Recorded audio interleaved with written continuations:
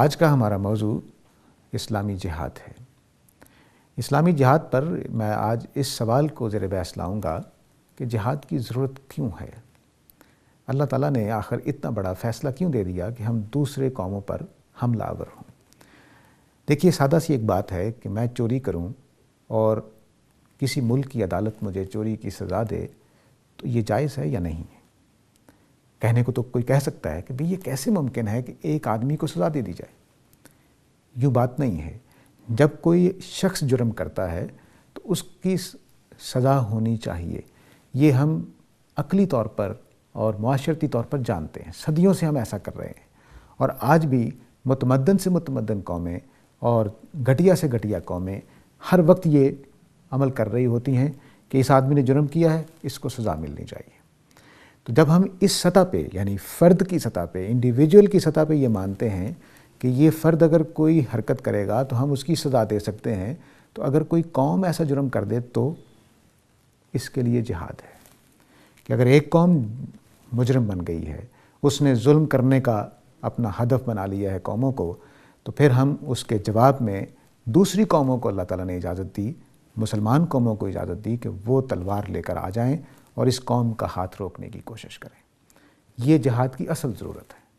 یہ ضرورت نہیں ہے کہ ہم مذہب کے لیے نکلیں، یا یہ ضرورت نہیں ہے کہ ہم لوگوں کے گریبان چاک کرنے کے لیے نکلیں یا اپنے بدلے لینے کے، نہیں۔ اصل چیز یہ ہے کہ جب ایک قوم دوسری قوموں پر چڑھ دوڑی ہے، اس نے جرم کا ارتکاب کر دیا ہے، تو کیا اس کو روکا جائے یا نہ روکا جائے؟ تو اللہ تعالیٰ یہ کہتے ہیں کہ ہاں، اس کو روکا جائے گا۔ چنانچہ مسلمانوں کو مدینہ میں اسی وقت جہاد کی اجازت دی گئی جب مسلمانوں کے خلاف لوگوں نے اقدام کرنے کی کوشش کی۔ تو جہاد کی یہ اجازت جو ہے، یہ جو ضرورت میں نے سامنے رکھی ہے، یہ اس کا ایک پہلو ہے۔ یعنی ہم آرام سے کہہ سکتے ہیں کہ افغانستان پہ اگر امریکہ حملہ آور ہوا تو کس وجہ سے ہوا؟ اسی وجہ سے اسلام جہاد کی اجازت دیتا ہے۔ عراق پہ حملہ آور ہوا تو کس وجہ سے ہوا؟ اس لیے کہ وہ خیال کر رہا تھا کہ وہاں لوگوں پہ ظلم ہو رہا ہے، اسی وجہ سے اسلام نے اجازت دی ہے، اس سے زیادہ کچھ نہیں۔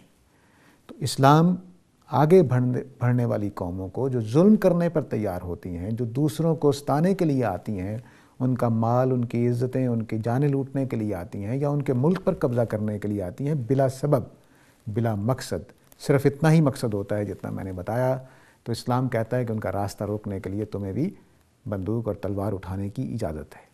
یہ جہاد کی ضرورت کا ایک رخ ہے۔ دوسرا رخ اللہ تعالیٰ نے یہ بیان کیا ہے کہ اگر میں تمہیں جہاد کی اجازت نہ دیتا تو آج دنیا میں کوئی مسجد، کوئی گرجا، کوئی چرچ نہ ہوتا، قومیں اٹھتی، برباد کر دیتی۔ تو مذہبی آزادی بھی اللہ تعالیٰ اسی جہاد کے ذریعے سے قائم رکھنا چاہتے ہیں۔ تو مذہب کی ضرورت کے دو حصے ہیں، یہ واضح رہنا چاہیے۔ اسلام کوئی جذباتی دین نہیں ہے، بہت سمجھا ہوا، بہت نپا تلا، بہت محبت اور بہت امن والا مذہب ہے، لیکن پھر بھی وہ کہتا ہے کہ اگر کوئی قوم ظلم کرنے کے لیے اٹھے گی، تمہارے چرچ، تمہارے کنیسہ، تمہاری مسجدیں، تمہارے گرجے گرانے کے لیے اٹھے گی، تو اسلام اجازت دیتا ہے کہ اس ظلم کے خلاف تم بھی تلوار اٹھاؤ۔ یہ ہے وہ اس کا قانون۔ وہ کہتا ہے کہ ہر حرمت کا بدلہ لیا جائے گا۔ جان کی حرمت ہے، مال کی حرمت ہے، انسانوں کی آزادی کی حرمت ہے، ان کے مذہبی آزادی کی حرمت ہے۔ جس نے اس حرمت کو توڑا، اس سے اسلام کہتا ہے کہ تمہیں بدلہ لینے کی اجازت ہے، اس کا ہاتھ روکنے کی اجازت ہے۔ جہاد صرف اتنا ہی ہے، اس سے زیادہ کچھ نہیں ہے۔ یہ جہاد کہہ لیں، اس کو جنگ کہہ لیں، کچھ کہہ لیں، اس کے الفاظ سے اس کی حقیقت بدل نہیں سکتی۔ اصل چیز یہ ہے کہ قوم نے جرم کر دیا ہے، اس کو سزا کون دے گا؟ دوسری قومیں دیں گی۔